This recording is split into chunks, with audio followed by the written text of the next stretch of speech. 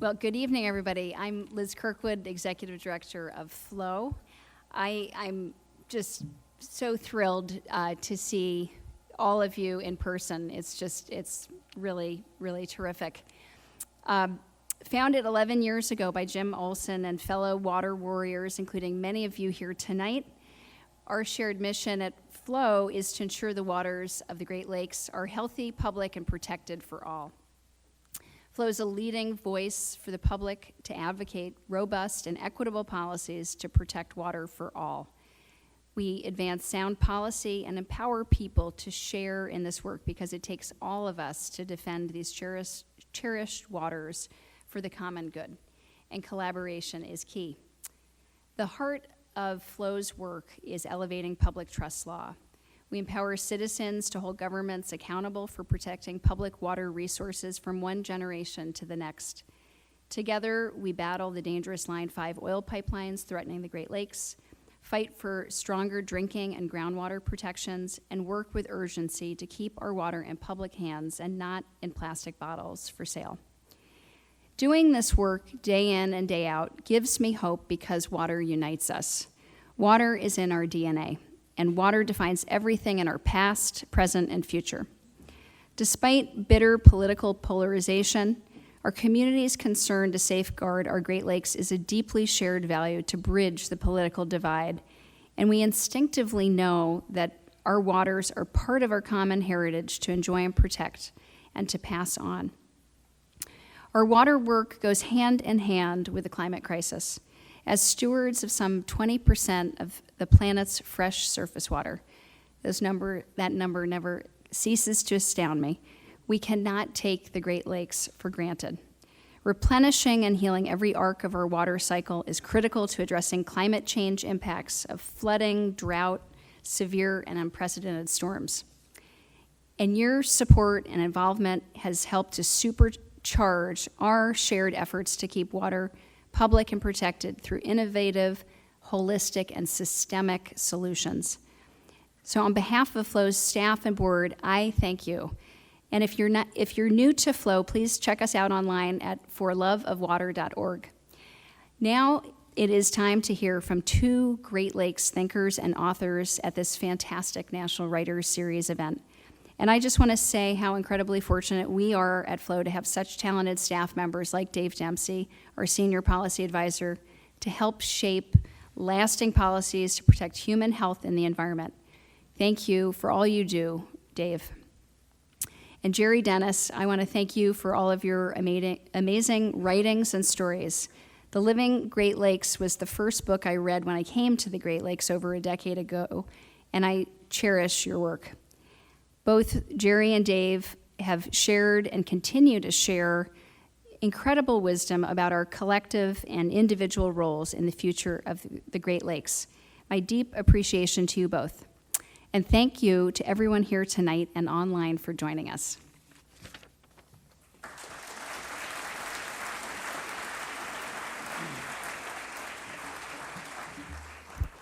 I'd like to echo Liz's sentiments to the 100th degree, and I want to just quickly introduce Sherry and Jerry.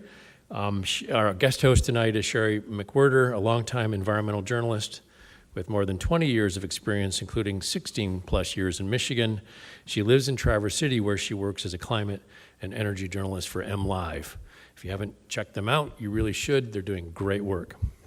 By the way, MLive is 8 physical newspapers across the state. I learned that tonight. Oh, wait, you're Jerry. Yeah, sorry. Jerry. I've known Jerry Dennis a long time, since he published It's Raining Frogs and Fishes.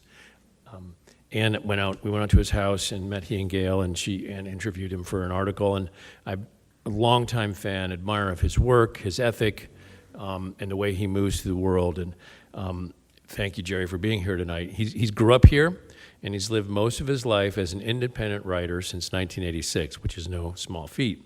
He's published 11 books, most of them illustrated by the incredibly gifted Glenn Wolfe, who I know is in the audience. Glenn, please take a bow, wherever you are. There he is, way back there. You can meet Glenn in the lobby and see his work after this event. Please take advantage of that. Jerry's essays, poems, and short fiction have appeared in more than 100 publications, including the New York Times, Audubon, and the Smithsonian, and his awards include the Michigan Author of the Year Award and the Great Lakes Culture Award from MSU. He teaches creative nonfiction and a sense of place at University of Michigan's Bear River Writers Conference, and he and his wife Gail live on Old Mission Peninsula, close to the lake. Nice job. Thank you. Yeah, you're good. Dave Dempsey has helped shape conservation and Great Lakes policy for 30 years. He's the author and co-author of 9 books, including the definitive biography of the late Governor William Milliken, who did so much for Michigan's environment, along with Helen. He has served more than 35 years in pushing and promoting environmental policy. He's worked for the Michigan Environmental Council, the International Joint Commission, and the Great Lakes Fishery Commission. In 2009, David was awarded the annual Michigan Author Award by the Michigan Center for the Book, the Michigan Library Association, and the Sleeping Bear Press. He is currently, as Liz just said, a senior policy advisor for FLOW. We are lucky to have him here in Traverse City. We're glad he moved from Minnesota. Please welcome all 3 to the stage. Thanks.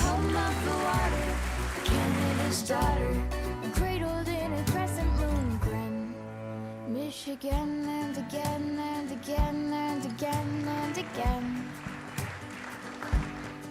Michigan and again and again and again and again. Thanks very much, everyone, for joining us tonight. Anne has asked me to remove my hat so it would be easier to see my face. So,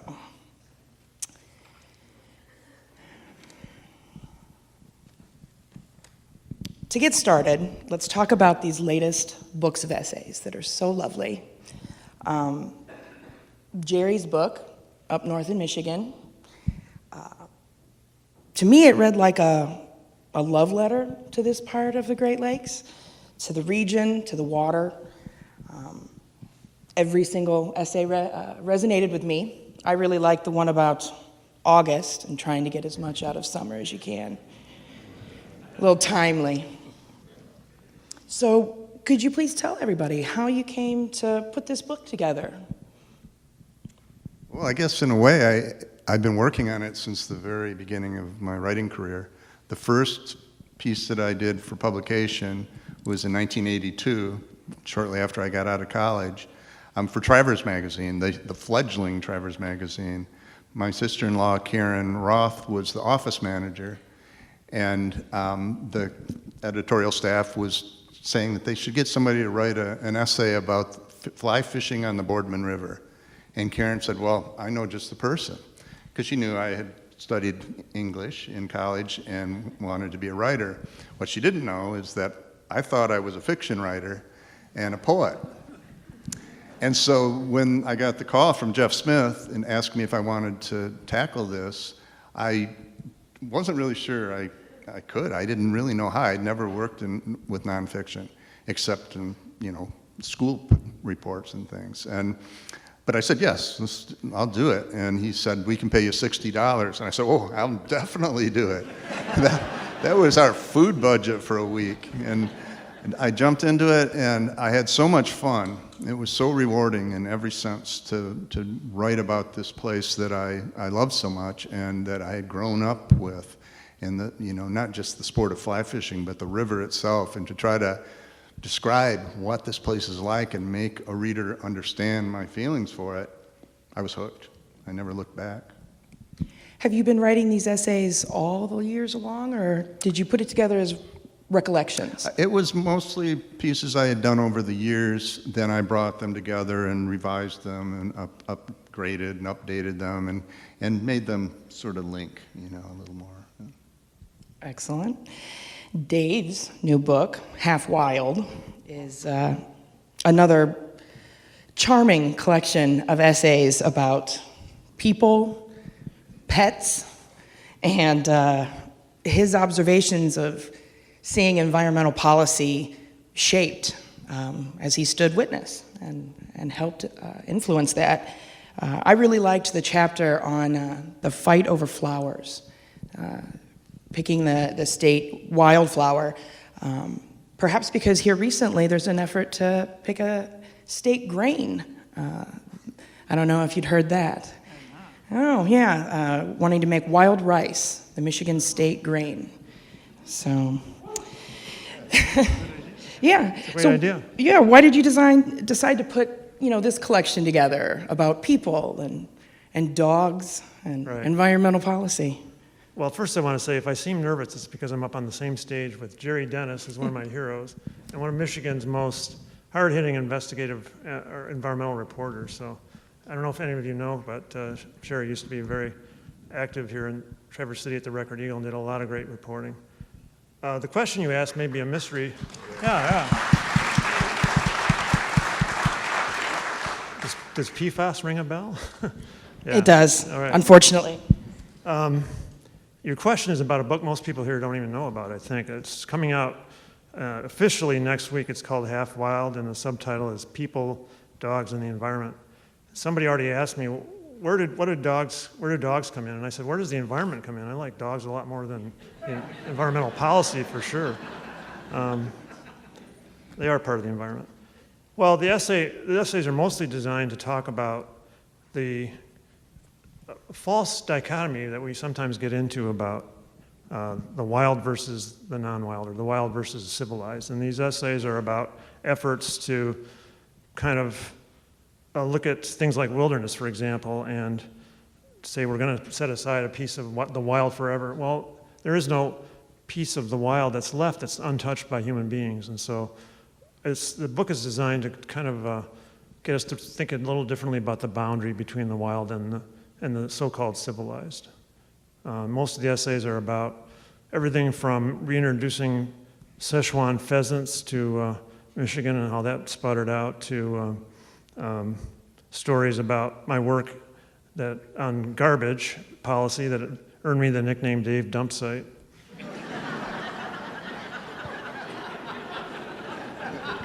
I've had some nicknames too, but none quite that clever.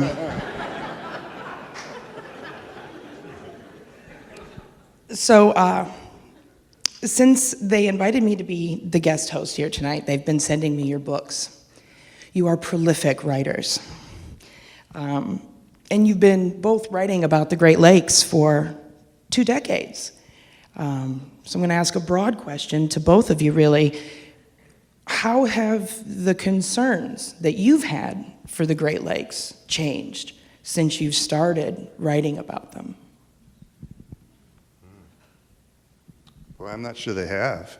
We've made some progress, but many of the things that really were worrying me in the 1980s are still worrisome. One of the first stories I did about the Great Lakes was for Audubon Activist magazine in 1988, I believe, and it was in response to a book that had just come out that was one of the first books about climate change, and it presented computer models that projected huge changes to the Great Lakes region. And that was all new to me. I'd been reading a little about climate change, but that was the first time I started thinking that we were in for some big changes because of warming temperatures. We're still dealing with that. That's getting more urgent all the time. Invasive species, oil spills. I wrote about all those things, and they're still of major concern.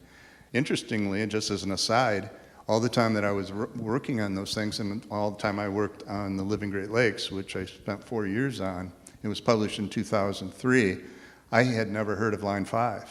And nowhere in my research did that pop onto my radar. If it had, I'd have jumped right on it, because even 20 years ago, it was evident that this was a mistake. This was an aging oil pipeline that was potentially going to be devastating to the Great Lakes. So I have to say, in answer to your question, not a lot has changed. I'm still concerned about the same things and still writing about many of the same things. Well, there are issues that I didn't know about when I started in this field 40 years ago. Invasive species were not on my mind, even though the sea lamprey had been here for, at that time, 60 years. It wasn't a big deal to me. But I recall back in 1988, when we first heard about them, it was when the water intake for the city of Monroe got clogged by all these zebra mussels. So that was relatively new at the time. And we never heard of microplastics 40 years ago. There are more threats emerging before we even address successfully the old threats, and that's a little bit overwhelming to people. But, I do feel that there's a Great Lakes ethic in Michigan that is unlike that of any other state. It should be different because we're the only state that's entirely in the basin. You look at Indiana, they've got 40 miles of Great Lakes shoreline, and maybe 2 counties that are related to the Great Lakes, and so on with the other states. So it's really up to us. And I think over the years I've become more and more convinced that Michiganders are up to the challenge of protecting the Great Lakes. When the chips are down, they'll be there.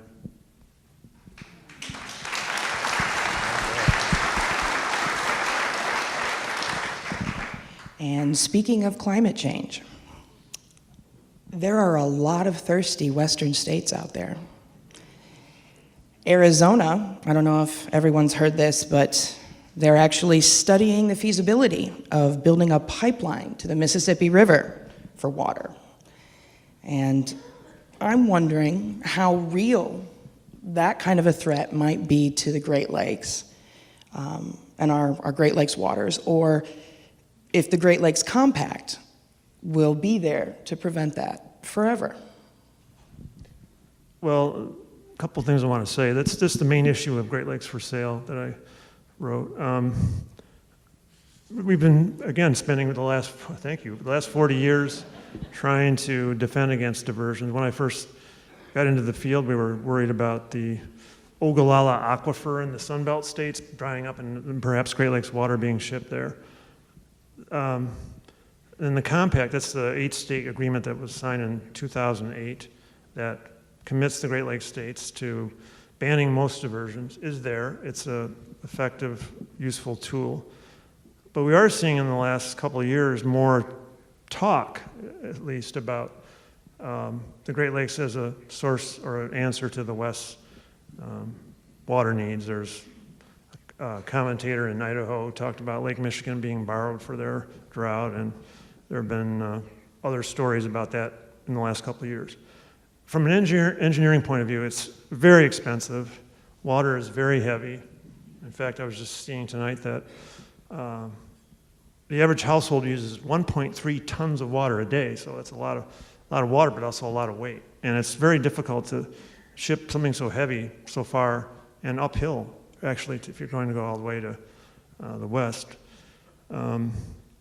But we've learned from a history of water policy at the federal level, and a great book about this is Cadillac Desert, where it was basically we spent billions of U.S. taxpayer dollars to bring water to where it wasn't, where people want it, and I think there's always a chance that that could happen in the long term to the Great Lakes. The bigger threat right now is that we are commodifying the Great Lakes. We're taking Great Lakes basin water, putting it in bottles, selling it wherever we want to, and I think that's a more imminent threat.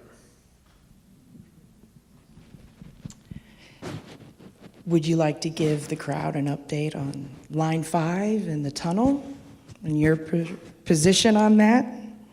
Well, I work for Flow, and Flow has been a leader in the fight to hold Enbridge accountable for its past bad stewardship and its, I think, chutzpah to try to defend shipping 23 million gallons of petroleum product through the straits. They have been successful in tying this up in court. To her credit, Governor Whitmer and Attorney General Nessel have done their best to hold Enbridge accountable. The governor has, in a sense, or essentially revoked the easement that the state granted Enbridge back in 1953 to use the straits as their conduit. I guess the update would be I think it's going to drag on the courts for more years, and it's unfortunately every day that pipeline is operating is a risk to our Great Lakes. As a general update for everyone, the U.S. Army Corps of Engineers has opened a public comment period at this point to help them scope what issues they should be reviewing as they look at the tunnel plan. And how about you, Jerry? What do you think about Line 5? You said you'd never heard of it when you wrote your first Great Lakes book. What have you learned now, and what's your position now? Well, I'm, like so many people, I'm just terrified of the potential consequences. And it doesn't help that Enbridge has a very dismal record of handling oil spills. I don't know the exact number, 250 spills they've had on line, from line 5 alone. And many of them are small, but some are large. The one I'll get to the biggest one, but the one in Crystal Falls area was, I think, 150,000 gallons, and it caught fire and burned a big chunk of forest. The big one, of course, was in the tributary of the Kalamazoo River that went 16 hours without... 17 hours from the moment the pipe ruptured until Enbridge turned it off. My understanding was that in the offices or the center where the lights are all flashing red, they thought it was an electrical problem. They didn't stop to think that actually we have a ruptured pipeline that's gushing the worst heavy crude into that black tar sand stuff from Alberta into the Kalamazoo River water system. 10 years later, I went down there and could still find globs of it on the bottom of the river. So I hate to say it, but I'm not confident that we can believe their messaging, and they're very actively sending out the word that this is a good thing and it's creating jobs, it brings revenue to Michigan. And that's true in a lot smaller numbers than they are claiming, but the potential for disaster is just too great, and I just don't think we should take that risk.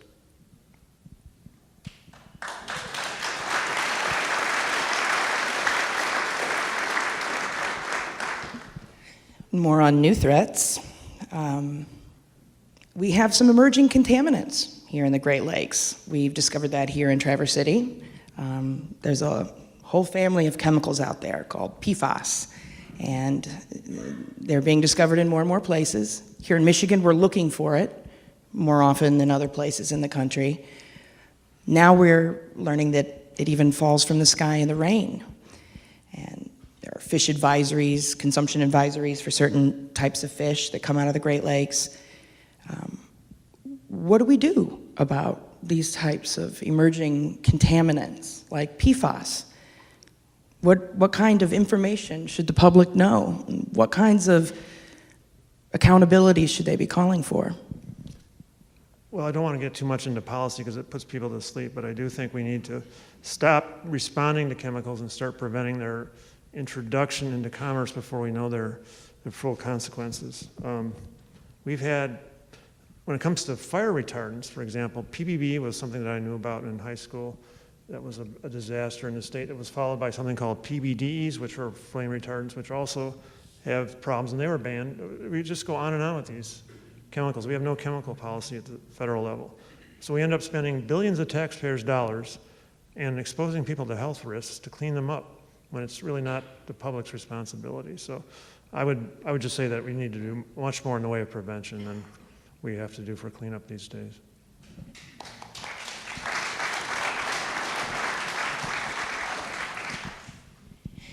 Now, the Great Lakes are beautiful. They're breathtaking, vast.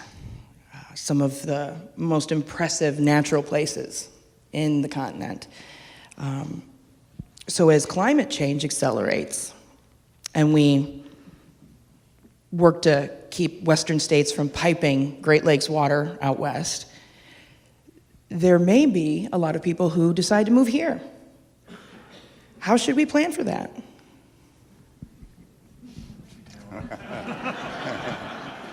We need to put up a wall.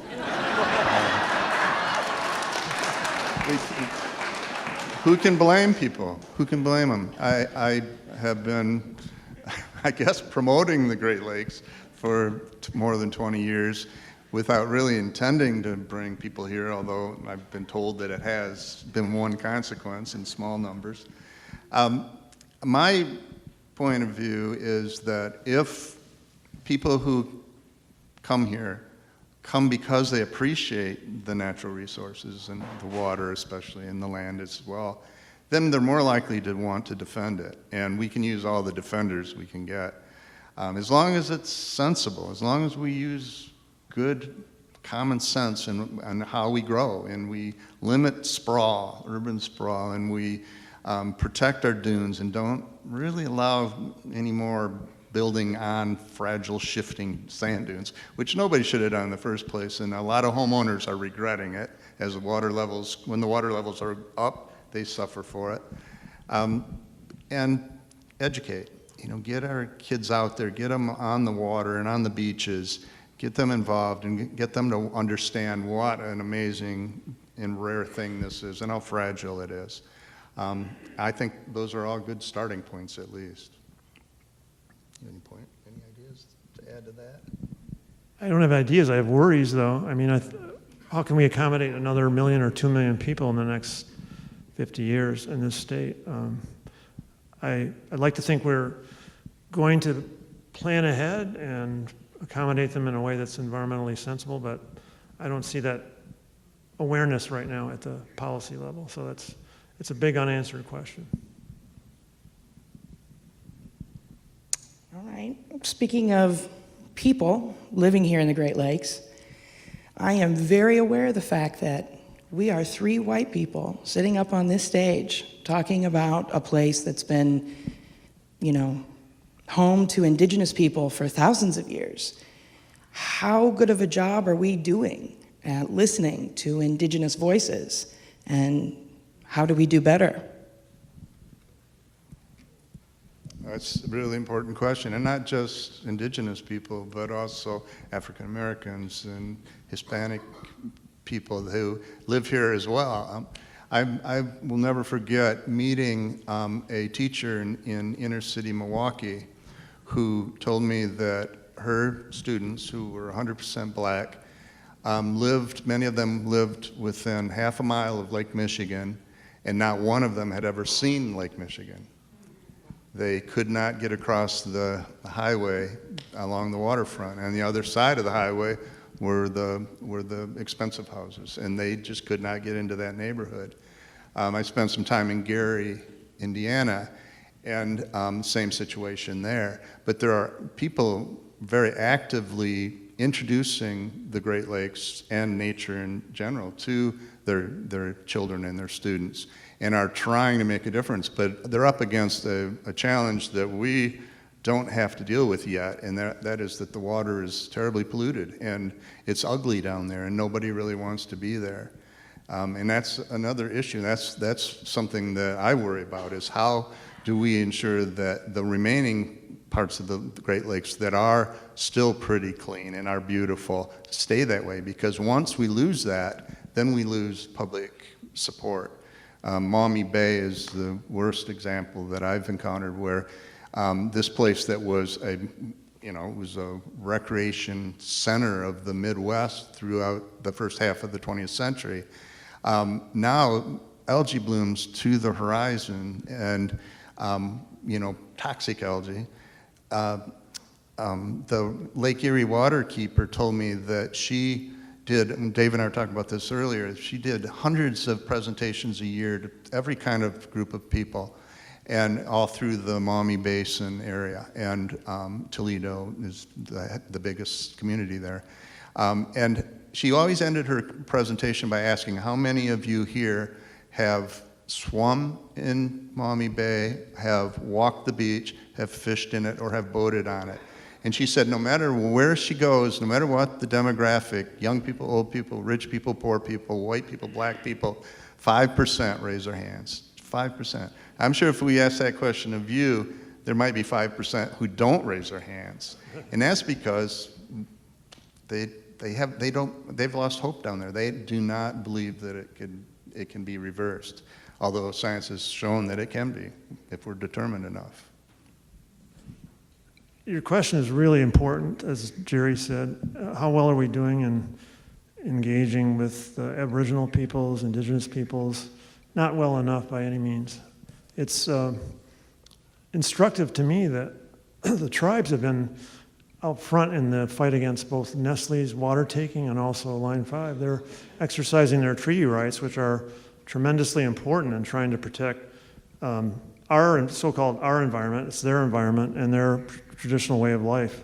So we can do a lot more. I think we're learning a lot from them now. There's slowly being integrated into environmental policy making, something of traditional ecological knowledge, which is a tribal heritage that's starting to become recognized finally by the so-called Europeans that we represent. And I think that in the next 50 years, that's kind of the unanticipated change we're going to see, is much more strength and recognition of tribal rights and their ethic that can influence us to do better. That's what I'm wondering. Should we do more than just listen to the voices? Should they have some, more authority at this point? Yeah, I would welcome them being co-signers of the Boundary Waters Treaty between the U.S. and Canada, co-signers of the Great Lakes Water Quality Agreement, which is currently just U.S. and Canada.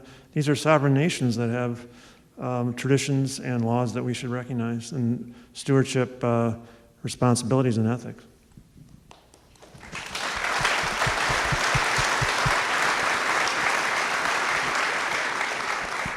Any suggestions for the crowd here tonight on books to read and authors to listen to? I'm glad you asked that question. I have there's actually 4 Great Lakes books I would recommend. One is by an eco-poet friend of mine named Allison Swan. She edited an anthology of essays by women writers on the Great Lakes. It's called Freshwater, Women Writing on the Great Lakes. There's a new book by Lynn Easley, who's a professor at Western Michigan University and an environmental historian. It's called The Accidental Reef, which is about literally looking at the Great Lakes from the bottom up, bottom of the St. Clair River.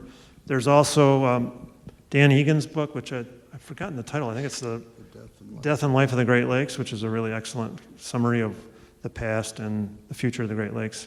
And then there was one other book. Well, I'll just say The Living Great Lakes. You got to read that. And I wanted to mention I learned during this media tour that I've had with Jerry, the mini media tour, that next year is the 20th anniversary year of his Living Great Lakes, and there's going to be a new edition with a new introduction, right? We hope so. Yeah. We're working on it.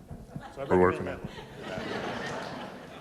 it. I don't have the titles and authors' names at my fingertips, but there are a number of really informative and interesting books about the Great Lakes written from the Native American perspective by Native American authors. There's one that was published by, I think, the University of Minnesota, that it pairs a tribal storyteller with a white geologist, and they talk about the geology of the Great Lakes Basin tied in with the Native American mythology. And it's a fascinating combination. You get these 2 very distinct worldviews blending together in a really interesting way, and the authors insert themselves into the story, talk about their own experience and the experiences of their families. I'm really sorry I can't remember the title of that, but I'm sure you can find it with a little bit of Googling. And there are others as well, but again, you'll have to hunt them down because my memory's shot. I'd be happy to encourage everyone here to also read the Traverse City Record-Eagle, because there is a full-time reporter there who covers Indigenous affairs who is an Indigenous woman, Sierra Clark. Watch for her byline. So, we've spent a little bit of time here talking about some scary things about the Great Lakes, but not everything about it's scary. Despite the challenges, it's 20% of the world's surface water. It's beautiful, it's clear. You can walk out into the bay now and see your feet. And not every lake in Michigan can you say that. So given what we have, given the absolute majesty of the Great Lakes and all that they contain and all of the promise that they offer, what's our responsibility at this point, to preserve them, to protect them, and how do we do that rather than just talking about it? Like, what are the action items that we can take? Well, we have to be ferocious. We have to defend them with everything we've got. They are literally ours. Legally, ethically, in every sense, those lakes are ours, and we can't let anybody ruin them and destroy them or steal them. I say, get active. Hit the streets if you have to. Definitely vote your hearts out. And don't take it sitting down. I think the biggest challenge that the entire world is facing is not only pollution and land and water misuse, but is apathy, indifference. I think we have a huge problem with that that's growing because so few people are now part of this world. The majority of population is urban, and the majority of the population is a lot more interested in media and their devices and shopping than they are in the natural world. So we have to, those of us who do care, have to stand even stronger and taller and get a little louder. Right. Couldn't agree more. I think I'm supposed to say right now, well, turn off the water while you're brushing your teeth, but I'm not going to say things like that. We all know those cliches. I think the first thing to do is get out in the lakes more often and be more inspired to defend them. I wish I had put a sticky note in the right part of your book so I could read a good quote on that front. But Jerry's wisdom to me, a lot of it is about finding your spot in nature and how that can inspire you to be more of a steward. So my first advice is, go to the lake tomorrow, go to the bay, for sure.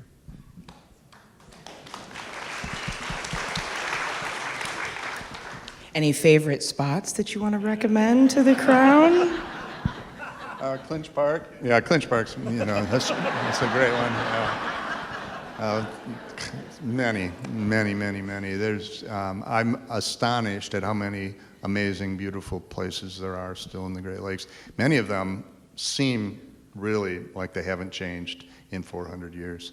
The North Channel of Georgian Bay is astonishing. If any of you are familiar with the group of 7 artists, the Canadian artists who were amazing, really influential landscape artists of the early into mid 20th century, they would take regular trips to Georgian Bay and the North Channel by train from Toronto. They'd load their camping equipment and their art supplies into these boxcars and go up and make art and party all summer. And they created some amazing, beautiful images of the Great Lakes that are very iconic. You'll find them all over. But what's strange is you can find the very places that they painted 100 years ago, and they don't look any different. These little islands, there are hundreds of small islands, and very few of them have cottages on them. The Thousand Islands area of the St. Lawrence is kind of similar in the number of islands, but they're all covered with cottages. The North Channel isn't. Almost everywhere on Lake Superior. I mean, I'm just amazed at how much of Lake Superior remains beautiful and pristine, although, again, we have things to worry about. The water is warming there faster than, or as fast at least, as any large body of fresh water in the world, and we're starting to see some consequences. I was there a couple weeks ago on a stretch of Lake Michigan beach of Lake Superior that is undeveloped. For miles, we spent days on the beach and never saw another human as far as you could see down the shore, either direction. And this is a place we've been going to for decades, and for the first time, we saw algae on the bottom. About 5 feet out from shore, just outside of the breaker zone, and extending another 10 feet was this thin layer of green algae covering all those beautiful Lake Superior stones. That's absolutely a consequence of warming water. And it's happening now in all the bays in Lake Superior, and now as well as the open water. So there are things to worry about, but there are still these beautiful places. And I could go on. I mean, there's beautiful places on Lake Erie as well. The islands are fascinating, and Long Point off the Canadian shore, the Ontario shore, and Lake Ontario has some gorgeous places as well. So, and Lake Michigan, my favorite. One thing that comes to mind that people can do is educate those from outside of our region about the Great Lakes. I first heard about this in Jerry's book, The Windward Shore, but there was a teaching aid that was handed out to millions of students across the United States that talked about whales in the Great Lakes. And I have since found that on the Traverse City Tourism website, they talk about how every year there's several tourists that walk in and want to know where the whale watch cruises are. So we might want to teach our fellow citizens of the United States and Canada more about the Great Lakes and what fresh water is So that would be a good task for all It's of us. sorely needed. There was a case that was reported in the newspapers 20 years ago or so. A young man was out in a small boat near Chicago, an offshore wind, as a summer winds tend to be down there, blew him out into Lake Michigan. And in a very small boat, like a 14-foot skiff. And he was out there for 2 or 3 days before he was rescued. And when they hauled him in, he was almost dead from dehydration. And it's as bad as you think. The Coast Guardsman said, well, why didn't you just drink the water? And he said, I thought it was salt.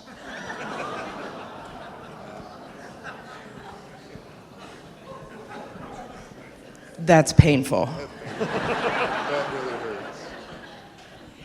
So we've talked about your new books. How about your next projects? Things that you're looking forward to doing? I can't fathom that either of you are ready to rest on your laurels. I'm going to do the Great Lakes Whale Watching Guide. That's my next book. We should co-write that. Yeah, let's do it.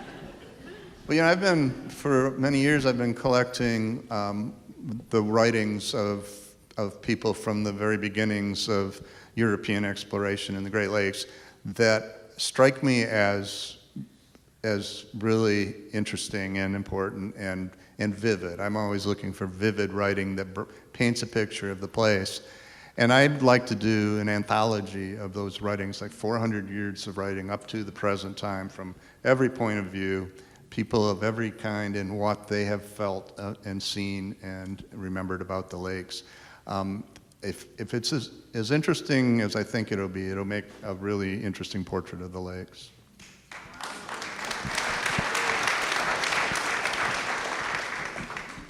Well, I'm done writing about environmental policy. I'm done with that. So the next projects are going to be more, I think, free writing about the Great Lakes. My favorite book that I've written is one that nobody really has read. I self-published it. It's called Last Summer on Lake Huron. It's about living on a Great Lake for just a few months, and it was, to me, that was.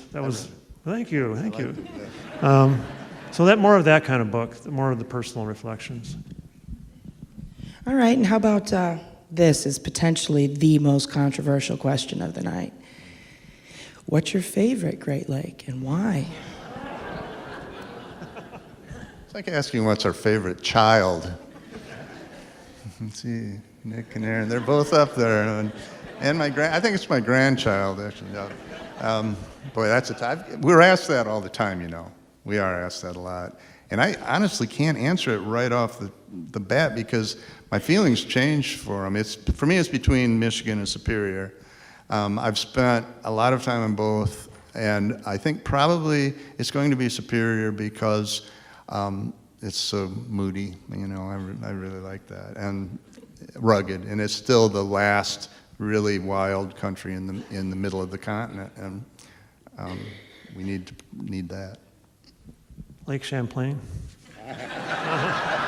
Sixth grade. Sixth grade, yeah.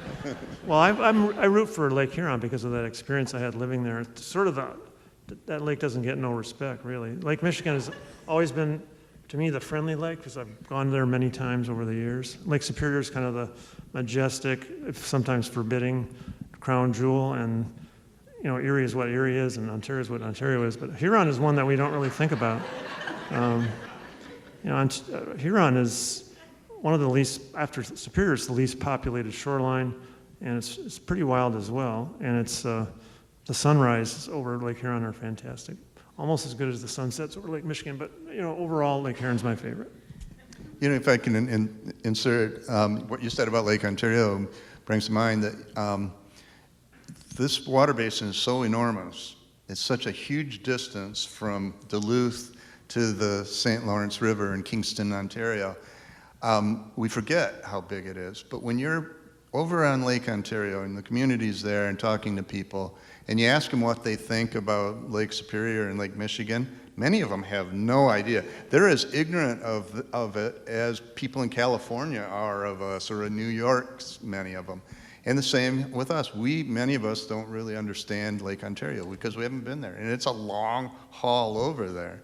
So that's remarkable. That tells you a little bit about how big this basin is. It's bigger than France, right? Well, thank you very much. Would either of you gentlemen like to perhaps read a passage or two from your new books? Go ahead. I'll try. I wish I had 3 hands. But this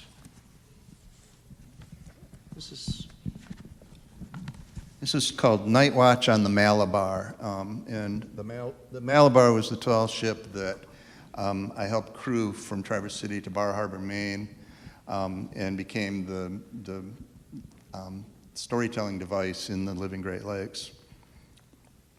For a long time, I had the wrong idea about nature.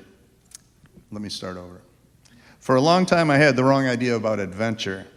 I thought you had to risk your life. I thought you had to travel to distant places and put yourself in difficult situations. Now I know that ordinary moments can be adventures too. Lately, I've been thinking about a moment that occurred one night in the Straits of Mackinac. It wasn't exactly an ordinary experience for me. It was the first night of a month-long journey to deliver a 2-masted schooner from Grand Traverse Bay on Lake Michigan to Bar Harbor, Maine on the Atlantic. There were many rowdy adventures ahead, which makes it a little surprising to me that after 20 years, so many of the quiet moments remain vivid in my memory. We had just passed beneath the Mackinac Bridge and were approaching the low, dark presence of Bob Lowe Island. Ahead was open Lake Huron, a black vastness stretching to the horizon. The night was cool, the wind still, and the Milky Way sprayed across the sky. It was the deep part of the night when the stars are at their brightest. I liked night watch. Often only the captain, Hayu Nuttall, and I were on deck, while the 3 other men on the crew slept below in their cabins. Many nights we stood together for hours at the helm and talked. Or rather, Hayo talked and I listened, for he was a natural storyteller and had a mind that veered in unpredictable and fascinating directions. But at some point we always separated, one of us remaining at the helm and the other going forward to the bow to watch for other vessels. Those hours were some of the most enjoyable of the journey. Being on the water was part of it, of course, but there were deeper satisfactions as well. One was simply being in motion, the boat cutting resolutely through the night.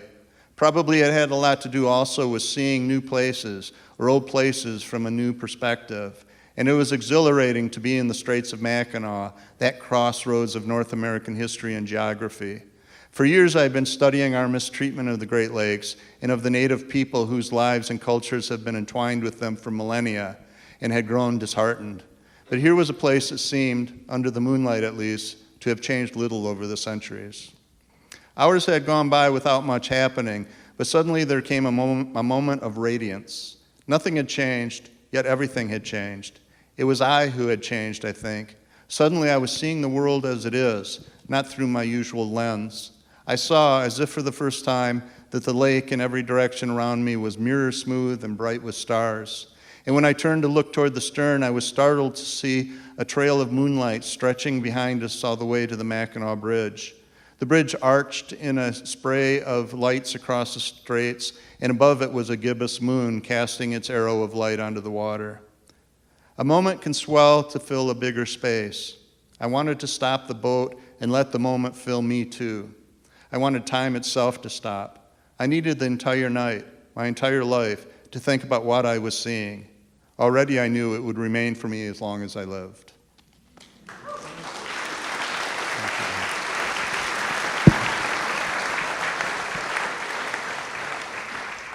I want to read from the same book, Jerry's book. It's so good, it's so good. From up north in Michigan. It says, most of us now understand a truth that was hidden for decades. Our lakes and rivers are owned by everyone, and it is within our power to do whatever is necessary to protect them from those who would use them carelessly and selfishly. I suspect many of us long ago intuited the idea of common ownership, although we might be more comfortable thinking of ourselves not as owners, but custodians. The Great Lakes are too big to be owned. They remain the last great wilderness of the middle continent, unsettled, uncultivated, vast. Every effort to possess or tame them has always been defeated. Here's a bit of wisdom I sensed that night when Lake Michigan seemed determined to tear Clinch Park apart stone by stone. We are puny. We are temporary. We can talk until our voices crack, but the wind and water will always speak louder. I like that.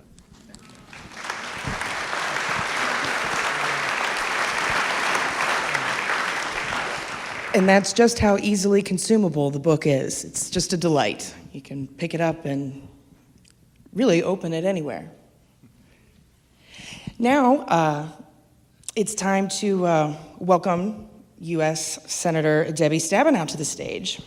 She made history in 2000 when she became the first woman from Michigan elected to the U.S. Senate. Shortly after she took office, one of her first bills passed into law.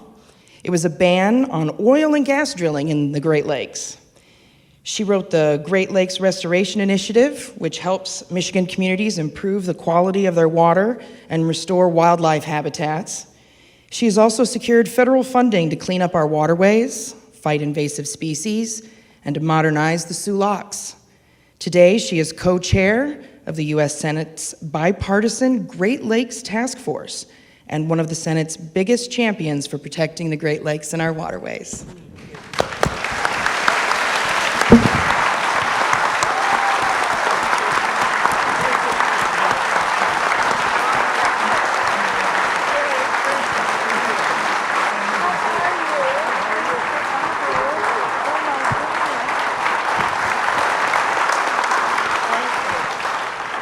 Oh my goodness! Well, thank you. I originally started tonight just to come. I was going to go out to dinner with Bill Milliken, my great friend Bill Milliken over here. Could give Bill a round of applause and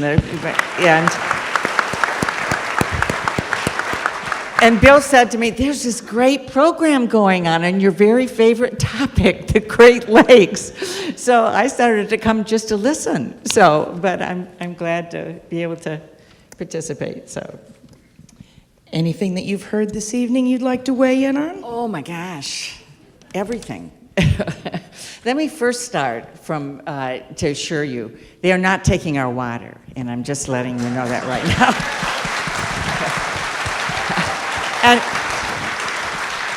And I'm not just saying that. They are not taking our water over my dead body, and and I've actually had conversations. And when I was back in the state senate, I first started working on the Great Lakes Compact idea and the whole idea of giving the states with Canada the authority to make decisions on the water. And the truth is that they may try. I mean, my now colleague, good friend, Mark Kelly, who's a new member from Arizona. First time I talked to Mark, and I'm supporting him, and he's running for office, and he goes, "By the way, we have such challenges of water and so on. We're thinking of a pipeline." I said, "Whoa, stop it right here." There's no way that you're going to get our water. And in the end, this is a political fight. So I just want to let you know, it will be up to us to make sure that does not happen. As chair of the Agriculture Committee, I work frequently with people in California who talk about a horrible situation. Well, I've always said we have more diversity of crops, but any state but California, which is true, more diversity of crops. But now I'm starting to say we have the most diversity of crops with water. Because the truth is, they've got a mess out there. It's horrible between the droughts and the fires and so on. But there's no way we will let them get that water. So at some point, this becomes something where the states gather. We have a bipartisan Great Lakes caucus in the House and the Senate. And if it ever really started to happen, we would organize. And there is no way. So I just want to let you know that I tell people, you want our water, move to Michigan. That's the only way you're going to get it. Speaking of people moving to Michigan, this whole Great Lakes region has been identified as what they're calling a climate haven, although one author I spoke to called it a climate oasis, and I liked that a little better. Haven almost gives you the idea that there won't be any negative effects here, which we know is inaccurate. So how do we prepare for those people who are going to move here? Because we've got all the water. Well, first of all, let me back up and talk about impacts, because we actually are being impacted. And you're right, though, people are going to be coming here. People only half joke that we will be the East Coast. And let's certainly hope that that's not within our lifetimes, or our children or grandchildren or great-grandchildren. And so if people want to come, that's fine. I mean, there's a whole range of issues. We are dealing with this. You are dealing with this in Grand Traverse. There's a whole range of things, from housing to transportation, all kinds of things that we deal with when people come in. So we'll have to deal with that. What I am most concerned about and focused on right now are the impacts of climate on the Great Lakes, because the Great Lakes now, according to a U of M study, are getting hotter, are heating up faster than the oceans. The Great Lakes are heating up faster than the oceans. And Lake Superior is one of the 5 fastest warming lakes in the world. So we're going to lose cold water fishing. And when you're talking about it, I was thinking as you were talking about what you've seen, the change in the algae in Lake Superior and so on. I've lived in Michigan my whole life, and growing up in Clare and coming up here all the time. And when we would go to the UP and go to Lake Superior, there was maybe one day you could swim in Lake Superior, maybe, right? Maybe, with a wetsuit. I mean, you couldn't swim in Lake Superior, Last time I was up there, they're kayaking on Lake Superior. They're swimming. I was up there in July. They're swimming in Lake Superior. And now the people that are up there love it. They think this is great. I was going out in a boat and doing a survey with the Coast Guard, and I was horrified, actually, because it's like, no. You're not supposed to be able to swim in Lake Superior. But they're now doing kayaking tours and so on. So, and we know what that means for us, from the algae blooms, which started in Lake Erie, down in Toledo, and all of that horror, to the erosion and the houses on the cliffs fall in the water, to the invasive species, to the additional things happening, and so on. So what we are doing, and I just want to give one good, and there's actually good things in terms of resources happening, even though it's going to take a long time and a lot of strategies to really do what we need to do. But we just passed something called the Inflation Reduction Act that has the largest investment in addressing climate. No joke. A 40% reduction in the next 8 years. And my ag committee, I wrote the agriculture and forestry provisions. And this is really important, because even though we got to get off of fossil fuels, or we're never going to be able to deal with this. But the other piece of this is how we manage our land. And how we farm, how we manage our land, how we protect our forests and sustainable forestry. And as we know, you want to take carbon out of the air, plant a tree. You want to take a lot of carbon out of the air, plant a lot of trees, because that's all it is carbon. So I just mentioned that, I don't want to go on and on this, but as we are looking at, and people will come here because it will be the place that has the water and so on. But we have serious threats because of the climate. Serious threats we have to deal with. So it's an all hands on deck moment for us right now. Both individually, policy-wise, working with tribes, so important. Our regional conservation partnership that I put in the Farm Bill is tribes and the state and the community and the federal government working together. There's a lot to do, because it's coming right at us. And we can do things, and we will do things, and we're already doing things, but we've got a lot more to do. And I guess to be maybe greedy for climate legislation, what's next? Well, I think right now it's a matter of implementing, first of all, what we've done. And there's various pieces. We have taken the normal conservation programs of water, soil, dealing with methane on farms and so on, and like tripled down on the amount of resources available. So it's getting our farmers activated, getting our foresters activated, doing something called cover crops. When you're done with the planting, you do another crop on top of it, which holds the soil in place, holds the fertilizer in place, stops the runoff into the water, but also takes carbon out of the ground because it's growing something. So there's all kinds of things that sound like, what's that? That are really big deals.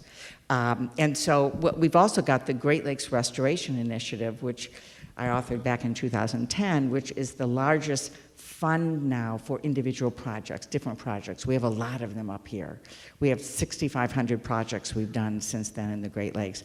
But so it's like implementing that. How do we strategize with local communities, with folks here on using the resources that we have? Because there's multiple things that we've actually funded. In fact, in the last 18 months, we have done more around water, Great Lakes, climate in a number of different pots.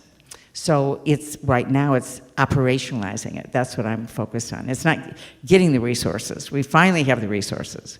Now it's how do we make sure we are actively doing what we need to do. Do you guys have any questions for the senator? I just have a comment about the Great Lakes Restoration Initiative. It's an example of how it's working is here in the community. I know the Watershed Center of Grand Traverse Bay has been working with partners to restore Kids Creek, which is one of the water bodies that traverses Traverse City. And it's a beautiful project. It has water quality benefits, but also, I think, benefits aesthetically and for peace of mind. So it's a wonderful example of what your initiative is doing. Thank you. That's great. That's great. I have a question. The Great Lakes Legislative Caucus is a bipartisan group of senators and representatives from the Great Lakes states who get together once a year? No, we get together, it's really sort of as needed. We'll bring in the Army Corps on things. I organized a trip over to Illinois River to discuss Asian carp, with big fish that keeps me up at night a lot, trying to stop it from coming into the Great Lakes. So we organized a trip over there. We kind of get together as needed, and a lot of it is either pushing one of the agencies, advocating, pushing for dollars in the budget, that kind of thing. Well, the question I would like to ask is, I'm struck by how supportive the group is of Great Lakes issues, regardless of political leanings. Have you seen a change in partisan opinions about the Great Lakes in your career? I think anyone that represents the Great Lakes, has a certain bond with this. Rob Portman from Ohio co-chairs our caucus with me. I'm going to really hate to see him leave. On the Great Lakes, he's just been terrific. And it's interesting where it breaks down, because in general we are all together.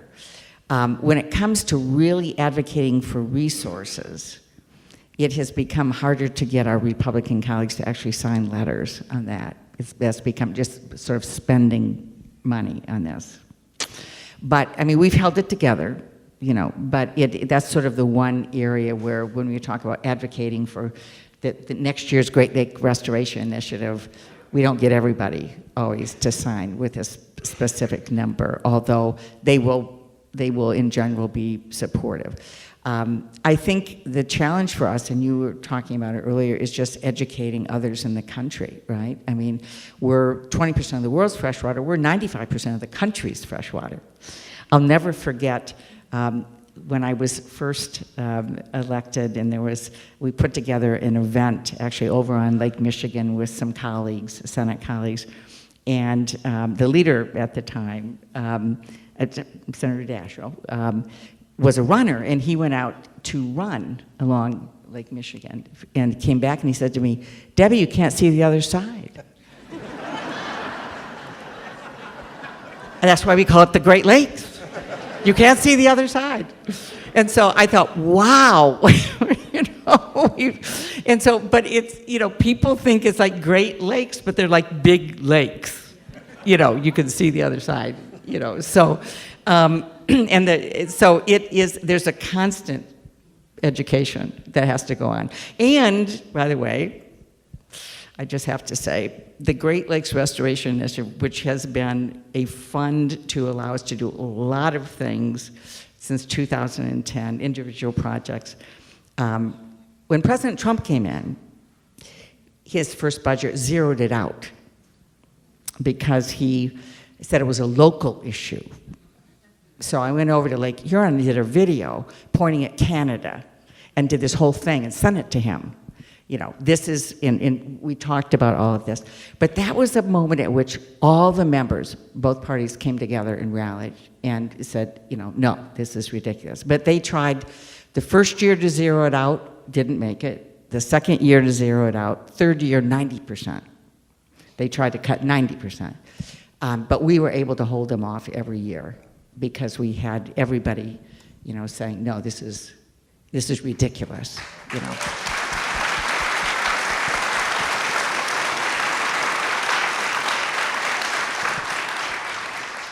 I actually know a lot of people who put some of that money to good use in this area. There's a few in this room.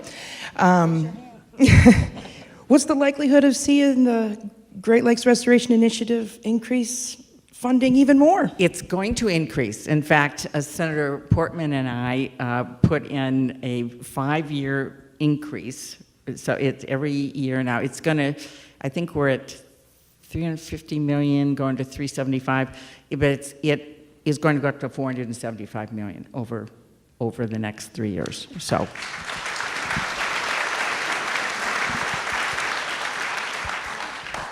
All right. Now is time for the Q&A. And we will begin with a virtual question. And if you're watching from home via our live stream, and if you want to ask our esteemed guests a question, please email them to events@nwstc.org. And the National Writers Series will try to include them in tonight's event.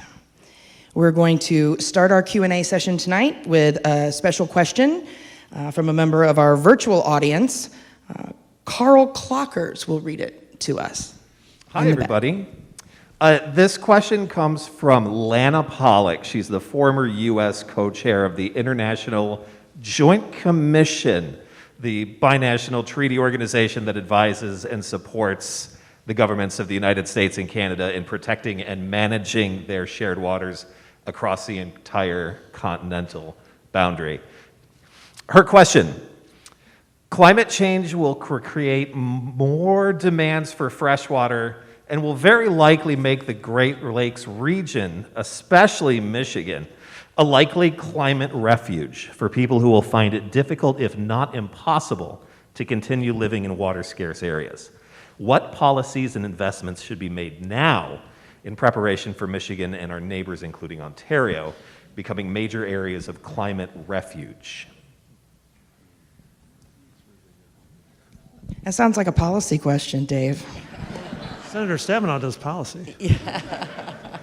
Well, let me first jump in and say, if Lana's listening, hello, Lana. Lana was a wonderful state senator. She was my seatmate in the state senate a number of years ago and went on to do such wonderful work on the Joint Commission. And, I think that's a really good question. And, Chair, you were sort of talking about that, what happens when folks come here. And I think we've got to really put our collective heads together on what that means as people come to Michigan. By the way, people are coming to our country. When we talk about the southern border and Central America, and so much of what's happening is people are unable to plant food anymore. They're starving because of what's happening on the weather in their countries. And we're seeing this around the world now, more and more areas where people aren't going to be able to plant food and are going to be already moving. So I think we've got work to do together to sort of figure out what that means. Although I do kind of like the idea of putting up a wall, Jerry. I think had great appeal to me when you said it. So, but I think it's going to take some real thought on all of us, really. Anyone out there have a question? Over here?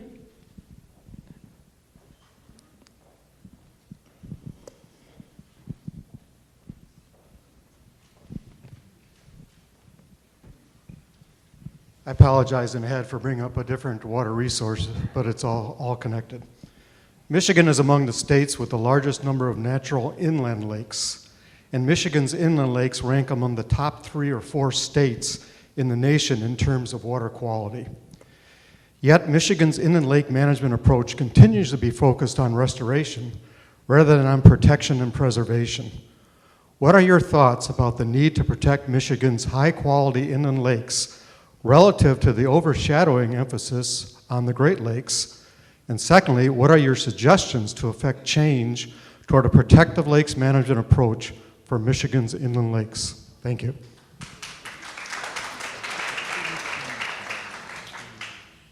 That's a pretty well-crafted question. Yes.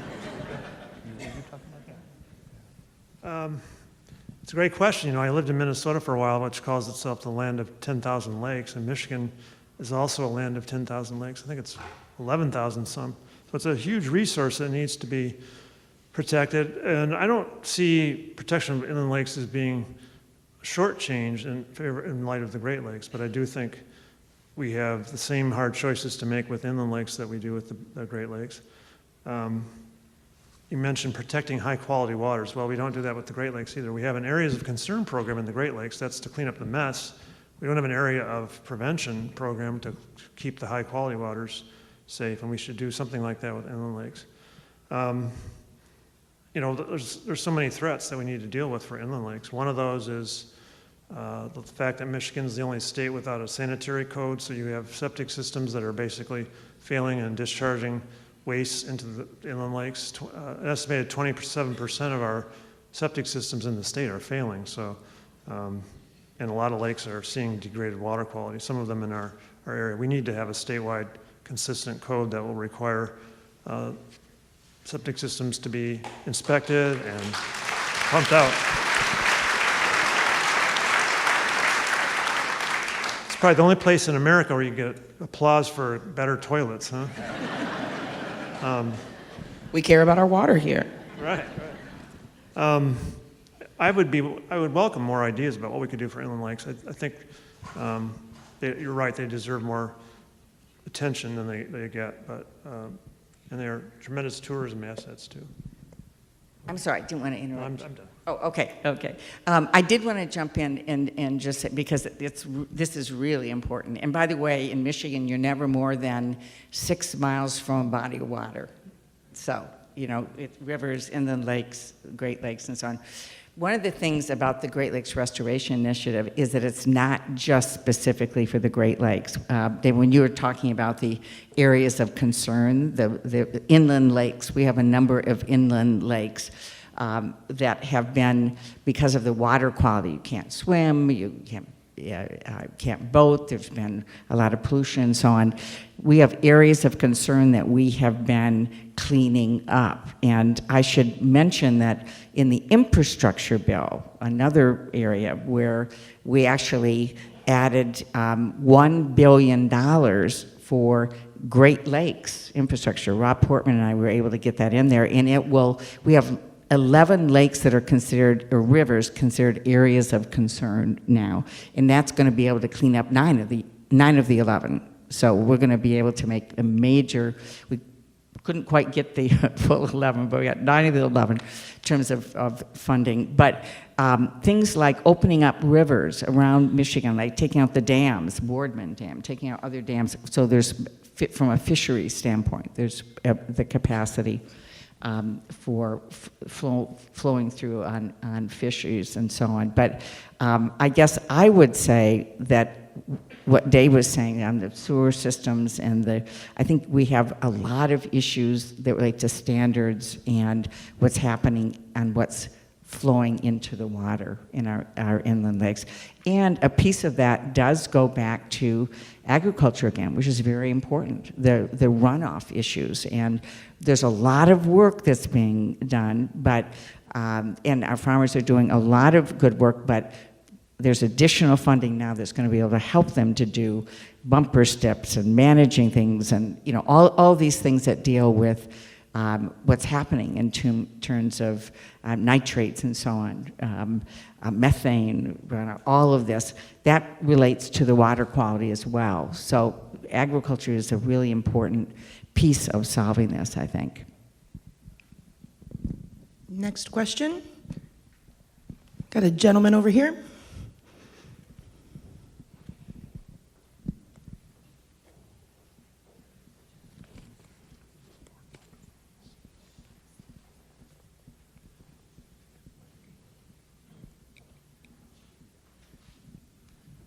Aruba and Israel probably wouldn't exist without desalination plants. What's holding the West Coast back from that? I have no idea. That's a great question. I don't know if someone here can share any information. Yes. I lived in California for 35 years. In Huntington Beach, they've been trying to get a desalination plant for 35 years. The environmentalists have stopped it at every single step, thinking that if you take water out of the ocean, you're going to make the ocean saltier, and it's going to affect the whales and the marine life there. So meanwhile, they have no water. I've learned something new tonight. I'm going to go back and ask folks from California. I was not aware of that. How about up top in Yes. the balcony? Yeah, Hap Wright from Charlevoix, Michigan, with a question. Charlevoix is kind of under attack. The beautiful Lake Charlevoix used to be one of the 10 best sailing lakes in the country. And, you know, we have overdevelopment, attempts to turn it more into a resort lake. And yet out on the Great Lakes itself, you know, and anybody that's lived in Charlevoix knows about, quote, the cement plant, which, you know, I asked this question, you know, what can we do about protecting not only the Great Lakes, but also these, you know, inland lakes like Lake Charlevoix?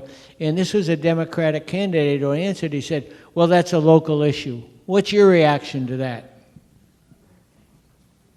It's not a local issue in my book. I mean, I mean, I'm not sure exactly the specifics of what should happen, but first of all, our water doesn't stay in one place. I mean, and it's, you know, I don't understand. I wouldn't agree with the idea that it's a local issue unless it relates to particular permitting or what. I don't know. I'm not, you know, that's a good question. I don't know.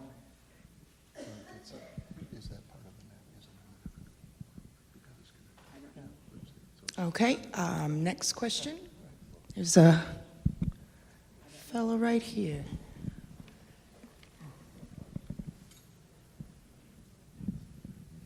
Wayne Workman from Traverse City.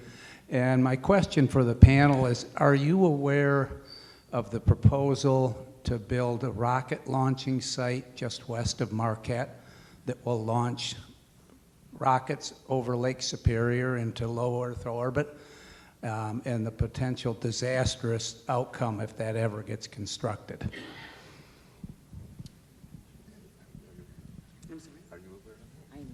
I read about it.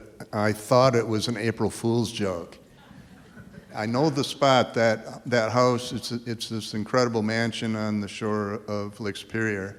And the gentleman who's proposing that bought it and a huge tract of land and waterfront, this really beautiful rocky shoreline of Lake Superior.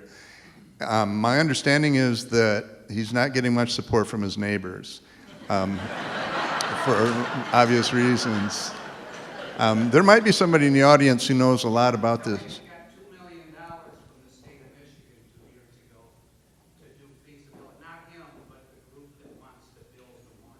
Wow. So there's some legs there. Wow.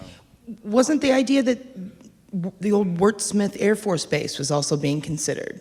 Mm-hmm. Okay. That's right. Oh, phase one. Rich Vanderveen lives in Marquette. Do you know anything about that, Rich? I think you're here. Oh, I guess he's not. He does know about it. I'm not It's surprised. certainly not come to my attention in terms of requesting any federal support, I can say that. I mean, there have been various proposals when, when the base closed up, in Marquette area, that was a real blow to everybody, and they've been redeveloping it. There's a whole small business effort. There's a lot of things that have gone on the base. I'm sure you're aware. And there's always people, talking about different kind of ideas. It's not come to my attention, though, to, anything.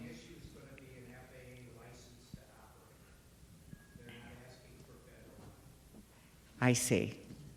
Well, we'll go back, and I will put this on my list to follow up on, because I have not been asked to support anything. I've not been asked by any of the local elected officials. It doesn't strike me as something that there'd be a lot of support to do, but I'll go back and check.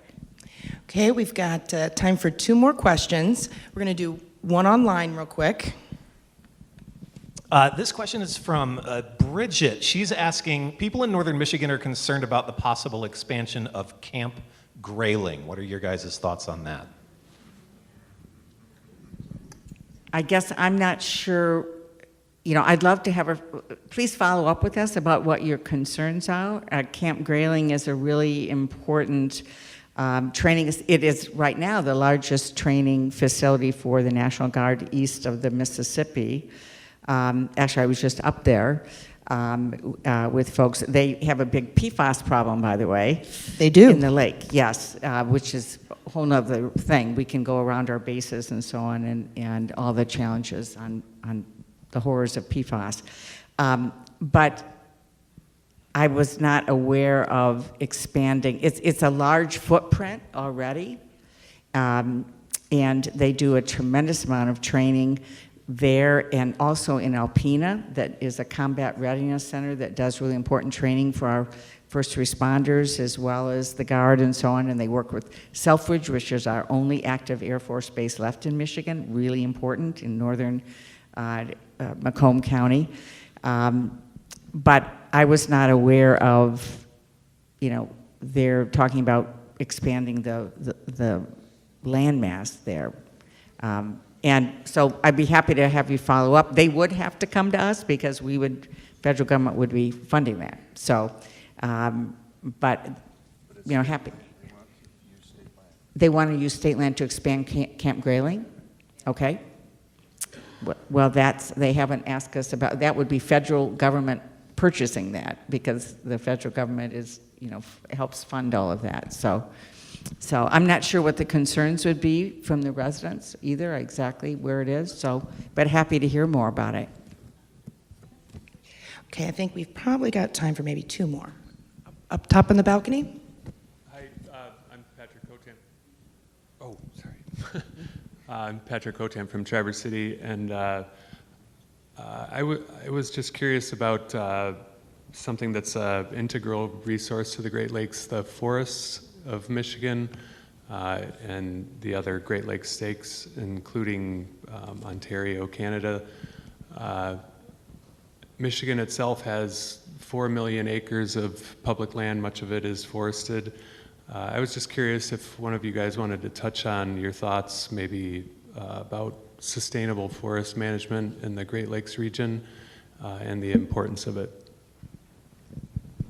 I would just say it's very, very important, and part of what we have just funded in the climate, what we call climate smart ag and forestry parts of the new law that just passed, is to focus on sustainable forestry efforts. I mean, we have some wonderful forests, and it's not about never, as you know, never cleaning out the brush or never cutting anything. It's about sustainably doing things that keep the forest healthy.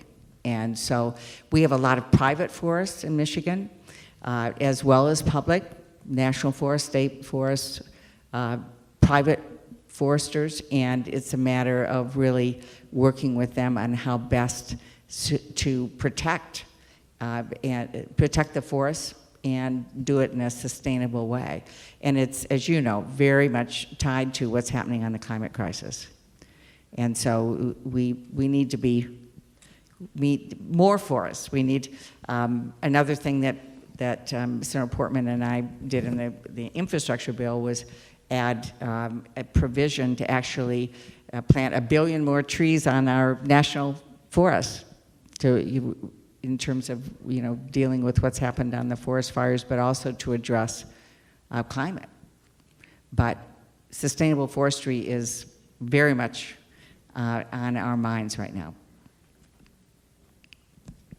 Okay, one more question, and let's go with the lady over here against the wall.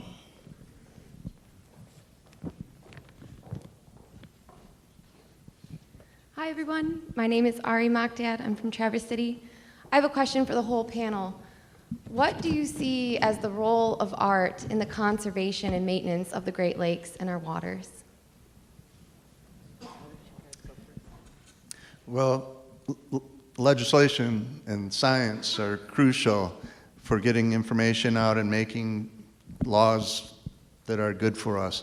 Art touches our hearts, and that can convince a lot more people a lot more quickly than facts and figures can.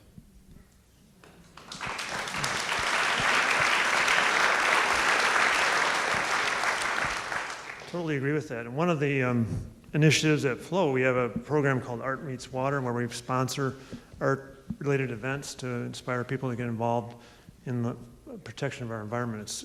I think, as Jerry said, it's the stories and the connections to the outdoors that motivate us, not the statistics, but our heart connection. So that's really important. I would just add that as well, and not just visual arts, music. When I think about living my whole life in Michigan and what touches me the most, it really is related to the arts, to music, to culture. It's, the Great Lakes aren't just some scientific piece of water. It's in our DNA. It's who we are. And so expressing that in some way through the arts, I think, is a really, really important thing to do. We should have Jerry Dennis be the Great Lakes Poet Laureate for Michigan. What There do we you think? go. All right.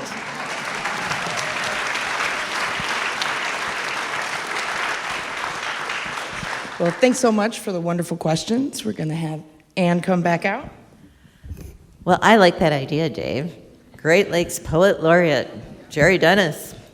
So, hey, thanks for coming. What a great discussion. Thanks to the City Opera House staff, Joe back there, Horizon Books.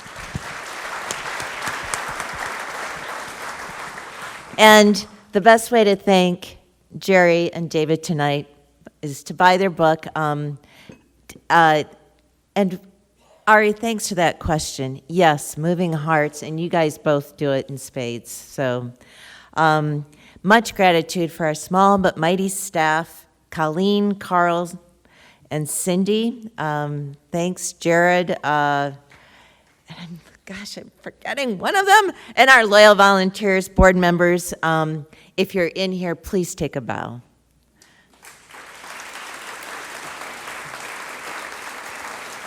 And I don't know if you know this, but proceeds go to our Raising Writers programs. Check out our website, and please come back next month and see Dr. Ben Gilmer.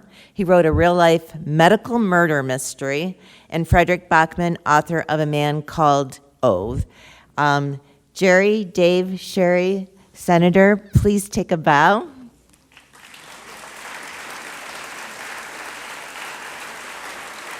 And thank you once again.